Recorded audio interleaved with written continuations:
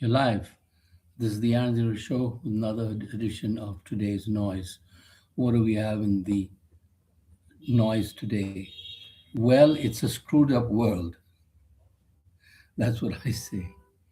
So, on the one hand, you have Mr. Trump, who is saying that we are going to screw with them more, meaning Iran.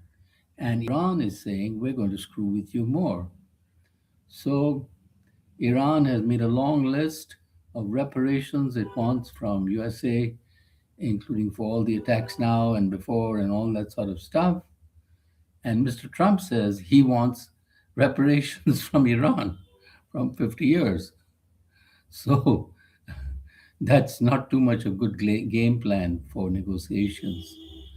Anyway, it looks like Iran is holding the upper hand of the cards. As Mr. Trump says, you have no cards to play. And it looks like Iran has plenty of cards to play. The main card being the Strait of Hormuz, which before February was free to navigate. There were no fees, no charges, no nothing until there was an attack by USA and Israel on the country called Iran. And now we have this stinking problem. So that is where we are, friends. And that is where it is at. And as per reports, if they are to be believed, the top general in the USA wants USA to get out of there, which was an opinion by my learned friend Jeffrey Sachs a long time ago, noted Columbia professor. Long time ago, he said that USA should get out of there. That is it. So that is where matters stand, and it looks like they won't be even able to prevent Iran from obtaining a nuclear bomb if it so desires.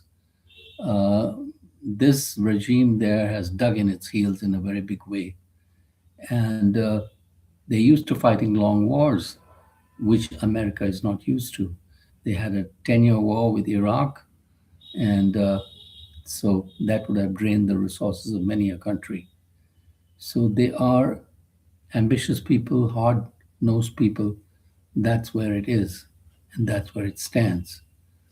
And the recent military pact or defense pact, if you will, between Saudi Arabia, Turkey, and Pakistan apparently has been welcomed by Iran, and he says that it's no threat to them and all that sort of stuff. I don't know what the implications of that treaty are. It remains to be seen. According to the members, it's only purely defensive. But if Pakistan, which usually keeps attacking India, and if India attacks back and then Turkey joins in, I don't think Saudi Arabia would attack India. But if Turkey were to attack India, that would be a very big mistake on the part of Turkey. That's all I can tell you. That's where it stands.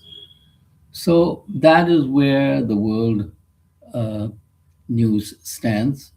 And it is a screwed up situation because you have the wrong man at the highest office in the leader's position, and he's busy screwing up things.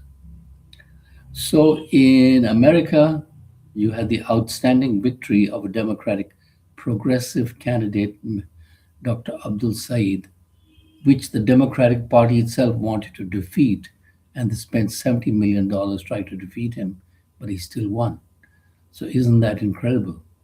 So it is a good sign for democratic progressives in that country when they come for the midterm elections. And hopefully, those elections will not be rigged by Mr. Trump because I think he's very scared of losing. And as far as we can see, he is going to lose in a very big way. So it remains to be seen anyway where that goes. In the Indian news, we've had plenty of rain in the city of Delhi. Delhi Belly, we're all floating away. And one of the most expensive apartments was sold in the Delhi recently for approximately $30 million. That's an unheard of price. And the apartment is 17,000 square feet.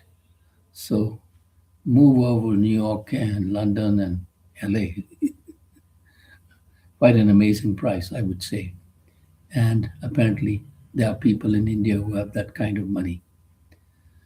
And what else do we have? We have the student agitation going on in Jharkhand, and apparently, it's not going well because even after 3 days of negotiations, the chief minister of that state has not been able to reach a solution with the students, and the students are fighting against the police and this and that, water cannons, whatnot, and it does not look like a good scene. So we will see where that ends up.